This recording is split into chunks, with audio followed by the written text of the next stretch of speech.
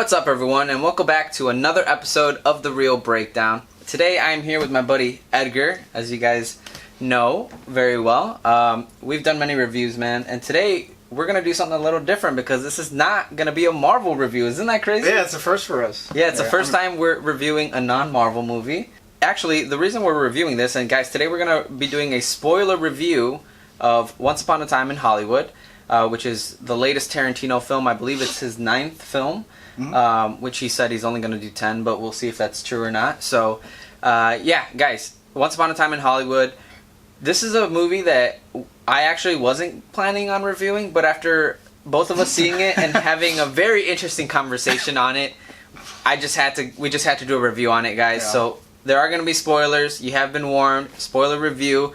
We're going to try to keep it a little short today, guys. So Once Upon a Time in Hollywood, man, this is a movie that I was very, very excited for. The trailers were something that I was very ecstatic about. I mean, Tarantino, you know, I'm still going through his library. I still have many of his films to see, but, you know, as a movie fan, as a cinephile, you have to watch Tarantino movies if you're going to think that you know anything about movies. So, is this something that you were anticipating?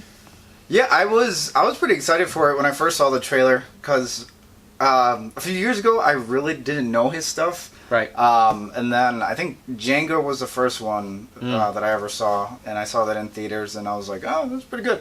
And then, you know, since then I've seen a few more of his movies. Same as you, like, I definitely still have a lot more to go out of his library. But he's just, whether you like his style or not, he is somebody that is well-versed in film. Like, he eats, breathes, and lives film. So even just from just the standpoint of breaking down his, like, the structure of his movies, like, they are very well made. And so I was really excited, and the trailer seemed really different from any of his other movies. So. That's true. I mean, you know, Tarantino is one of these very interesting directors, and one that every time he makes a movie, everyone is like, wait, we gotta go check this out. Yeah. Whether you like it or not, because it's something that is going to affect pop culture, and it's going to affect the movie world in one way or another. So we went and we watched it. Initial reactions coming right out of the theater. For me, my initial reactions were, I don't know if I like that. You know, I was very excited for this film. My expectations might have been set a little bit high, but in the end, I felt like I just wanted more out of the story. When I walked out of there, I felt like I wanted more out of the story. I felt that there was a lot of build-up, but the payoff to me wasn't as great as I anticipated it to be, or not necessarily as great, but like the payoff that we got at the end with the killers, you know, and you know, entering Rick Dalton's house instead of you know, Sharon Tate's house. I mean, it was entertaining, but I felt we just built up like 2 hours worth for like 5 to 10 minutes of this and that, and some of it was overdone, but that's kind of the Tarantino style. Initially, I felt that the movie was filmed beautifully. You know, I felt that like everything was done beautifully and done masterfully by Quentin Tarantino, but I just felt that the story overall kind of lacked, and I was kind of disappointed by that. So that's the way I felt walking out. I literally walked out and I was like, why am I not feeling as happy or as like excited that I got to see that movie as I thought I was, you know, or as I was walking in. So that's how I felt. How did you feel walking out? I definitely felt the same way.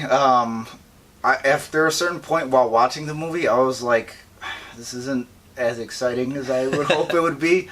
So when I first walked out, I was like, that was kind of boring. Yeah. Wow. So that was my initial reaction, and the person I saw it with had a much louder opinion. They were like, that was garbage. Just straight garbage? Yeah. Which, wow. I mean, I don't agree with that. Yeah. I just thought, like, it's kind of like what you're saying. It's a lot of build-up. It's a long movie, and especially for the fact that it doesn't, you know, people are now so used to, like, fast-paced movies. They're so used to, like, you know, action here and there and stuff. This is a movie it's not going to hit you with everything, you know, all at once. It's, you know, it's a slow build, and so for me, I wasn't necessarily expecting that slow build. I wasn't expecting it to be what it was, so I was a bit disappointed. Yeah. Okay, interesting. So just to kind of go off into some of the things that I really liked about the film, and after having a few days to marinate with the movie, I've actually kind of changed my tune a little bit. I actually am considering going to see it again, which walking out, I didn't think I wanted to see it again. I was like, I don't think I'll see this movie again. But now I actually think I might want to go see it again. After thinking about it a little more, I kind of appreciated more of the decisions that Tarantino made in the film, and I can kind of see more clearly the message or kind of what he was trying to tell with the story. And, you know, we talked a little bit about this earlier. It was that I really liked the way that the movie was kind of building. Yes, it was slow, but sometimes slow isn't bad. But to me, it was the ending there wasn't a payoff. There wasn't like, you know, the story didn't go the way that I thought or that I expected or that I not even in the way that I liked. But at the end, when I started thinking about some of Tarantino's other films, you know, I started thinking about Kill Bill. I started thinking about, you know, Hateful Eight. And one of the things that I kind of remember about all those films is that when you really look at it take a step back and you look at the films, Tarantino's really not about how the movie ends. It's really about like the journey that you take through it. You know, all these things happen and the endings aren't always what you expected, or maybe they aren't satisfying. That's the right word. You know, the endings aren't always satisfying, but he really wants to give you more of a journey, and so he's more about the journey than the actual destination. And so that's one of those where, when I look back at it, Rick Dalton's arc in the movie and kind of what he's going through and just seeing his everyday, I really enjoyed that. And I actually, you know, the reason that initially I didn't like it, I think, was because I thought it was going to be more about Sharon Tate. And when in reality, Sharon Tate is in it for very little. And you realize it's actually more about Rick Dalton and his relationship with Brad Pitt's character. I thought their dynamic was really, like, well done. I mean, their acting was great. I think both of them shine in their own way. I mean, you know, you get to see Leo go through some stuff when he's like, one of my favorite scenes is when he's in the camper and he's like, he couldn't get the line and he's like freaking out and he's like, I'm never gonna drink again, like I'm an idiot, I'm a bastard, and then he's like he throws this flask out. Like, that to me was like, wow, like that was brilliant acting. You know, and I really enjoyed those kinds of moments. I also really enjoyed the dramatic build up at the Spawn Ranch. You know, when that was a really well done scene. Yeah, when Brad Pitt's character is there. And once again, that's another great example of what I'm trying to say, where Tarantino is like building us up to be like, oh, he's dead. Oh, he's dead. Spawn is gonna be like lying there with like bugs on his face. And everything they say sounds like bullshit, but it's true. Yeah. You know, everything turns up to be true. and that's what I'm saying, to where he likes to just build it up and then just like, you know, completely change it to what you think it's gonna be. And I've kind of had to like take a step back and realize that, because at first, I was really like, the movie kind of left a bad taste in my mouth, and now I've kind of changed my tune a little bit to where I'm like, wait, I think I see what he's going for, and I kind of appreciate the movie more because of it. Was it the ending that I wanted? No, not at all. So for me, that whole idea, that whole thought is what kind of made me change my tune on it. And I think the acting and the way that just the sets were done, and the way that you're watching a movie that they're filming a movie, or they're filming a TV and you're watching a TV in the, you know, it was just done masterfully. I think that the whole movie making itself, like how the movie was made, was done fantastically. And to me, just the story I had issue with, but you know, then again, it's Tarantino, so I've kind of learned to appreciate that a bit more. What do you think about, you know, what are some of your positives about this film, and what do you think about, I know you have some issues with the ending as well. So positives, definitely, it's a well-crafted film. I can't say, oh, you know, the story was a mess, or, you know, Dialogue was good. Dialogue was good. I can't say that it's not well done. I can't, you know, say anything like that. It's very well done. Like you mentioned, Leo and Brad, they can't believe they've never done a movie together. I know, right? But, you know, it was really cool to see them together on screen, and just how they played off of each other. And even for a good portion of the movie, they're actually separate. You know, while you got Leo filming his scenes, and you know, you think Brad's gonna die. But they both shine in either environment, when they're together, when they're separate. So I really liked their characters. I think they were very well done, even though I disagree with like the whole being misled about Sharon. Yeah. You know, if you know about the Manson killings, you're waiting, like, okay, when this is going to happen. And that's something where this movie really expects you to know a lot of. Yeah. And that's one of my critiques, is that we'll get more into that. Sure.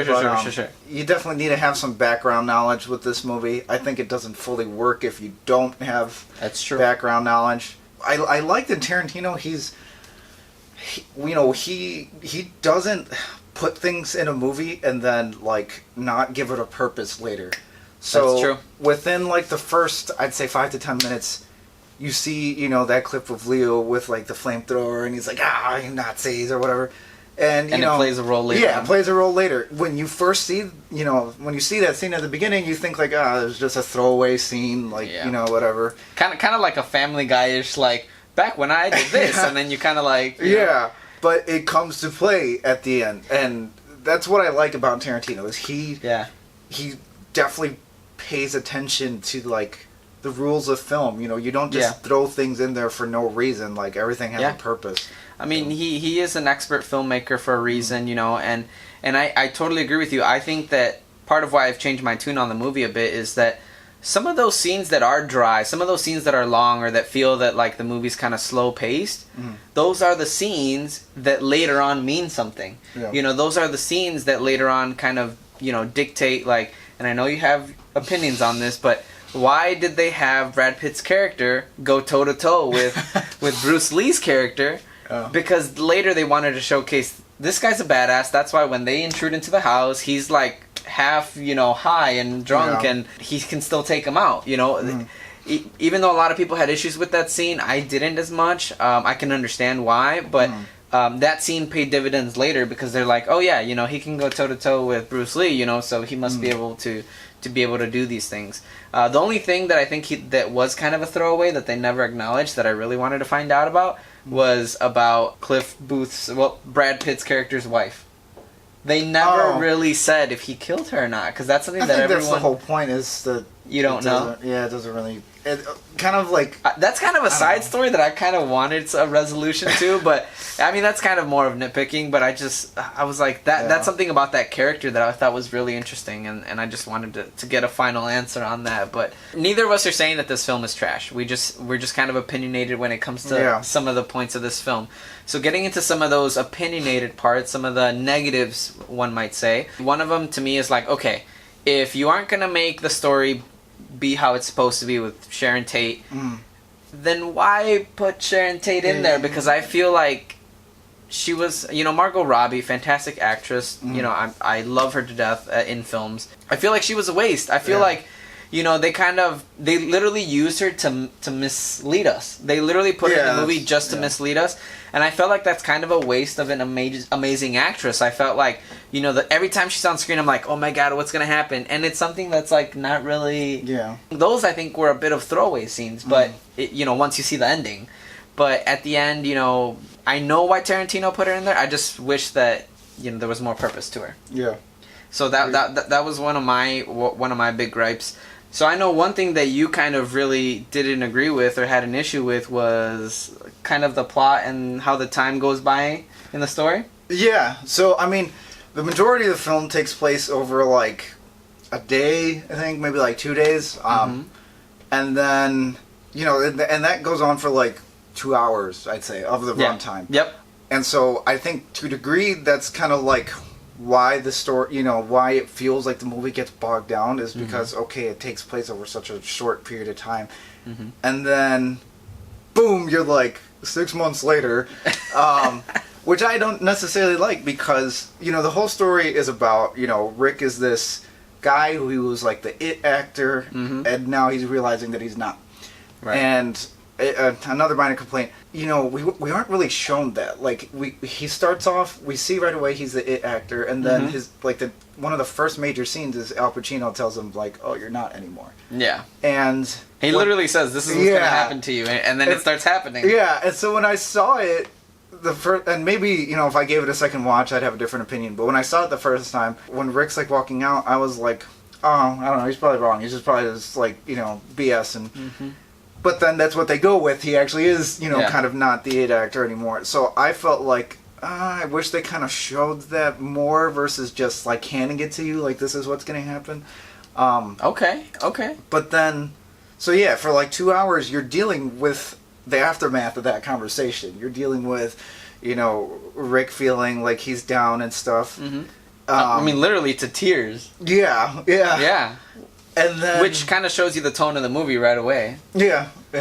That's a pretty funny scene. Don't cry. It is. Yeah. Put these glasses on. Don't let the Mexicans see you. But then, so you deal with him like kind of dealing with that for like a day or two, and then you just you jump 6 months into his career or whatever, which I didn't necessarily like. And I also didn't like the fact that it was handled via narration. The fact that they're like, oh yeah, by the way, in this time that you don't see him, this happens and that happens, and he's got a wife now, and oh, by the way, Rick and Cliff are splitting up. Like, I feel like not a lot happens in the first 2 hours in 30 seconds of narration, you're like, by the way, all this happened. Yeah. So that's one of my complaints. I could see how that could be bothersome. To me, it didn't bother me as much, but I can definitely see, I can see where you're coming from. I thought it was a weird choice when I watched it, and when I watched it and I saw that it went 6 months ahead, I was like, oh, okay. It threw me off a little bit, but it didn't bother me. But I can see what you're saying, and I think, that's more of I think you might have said it earlier, it's kind of lazy writing a little bit, It's a bit of lazy writing, and I don't know if that had to do because of, time constraints with the shooting, or maybe he did want to film it out, but then the movie would have been too long, and maybe he couldn't put in those little tidbits earlier on. So I agree that it's an interesting choice, but to me it wasn't. It didn't. It wasn't that bad of a negative. But I could see where you're coming from. Yeah. So I just think overall, my biggest issue was the ending, but then I kind of. You kind of flipped I kind of flipped on it because I'm like, okay, even though I don't like the ending, I do like a lot of what's going on, like that little girl, that actress, and all the scenes with both of them, like him at the Brad Pitt at the Spawn Ranch and all this stuff. I thought all those scenes were great. So kind of wrapping it up, guys, for me overall, I thought the film was something that you have to let it marinate with you before you kind of can get a real consensus on the film, for me personally. But also, I think this film is not for everyone. I think that and I don't think everyone's going to go see it. I mean, sure, it has Leo, sure, it has Brad Pitt, but, Quentin Tarantino is kind of a particular type of director that only certain person can really appreciate his film. So I think, with that said, I think that that's something that I can only recommend to a certain particular type of people. So watch the trailer and see what you think, and check out some of his other films. Overall thoughts, I agree. This is definitely not a movie where I'm going to tell my circle of friends, yo, we all got to see this. If you love film, I think you'll definitely appreciate it more. If you're walking in hoping to just take something at face value, probably not going to appreciate it more. And like I said, I feel like you really do have to have a knowledge of the situations of the Manson situation, which is kind of another reason why I knocked the film. Is Quentin has this expansive knowledge of film that I don't think there's very few people out there that could probably go toe to toe with him when it comes to that. Yeah.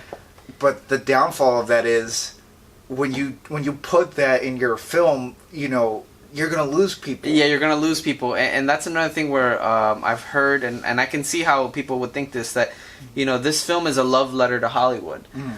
This film is Quentin Tarantino, maybe not necessarily saying a story that he wants to say, but just saying, I want to make a movie that takes place in old school Hollywood, the way I knew it, the way I grew up with it, And I think that's totally fine. As a director, he can do what he wants. If this is the vision that he had created for it, then I want to live in that world with him for 2 hours. Yeah. Now, the story I might not agree with, but the way he set up that film, and it really took me back to that moment, seeing those old school theaters and just being like, oh man, I kind of want to go check a movie out at those. Yeah. And so I really think that this film is a love letter to old school Hollywood, and I agree with you. You're going to lose some people when you do that. Not everyone is going to be down with that. Not everyone wants to see that. Not everybody will understand. Will really, know what's going on. Exactly. So. And so I think that this film, just like all of his other films, are very interesting, and I think that it'll be a hit or miss with a lot of people. Yeah. And so that's why, I can't say that I can recommend this to all my friends. I definitely don't think this is one that my parents would want to check out, but one that I think that if you're a cinephile and, you've liked some of other Tarantino's work, I think this is worth checking out for you. And I think, this is just such an interesting film that when we started telling each other our opinions, it was something where it was like, you know what?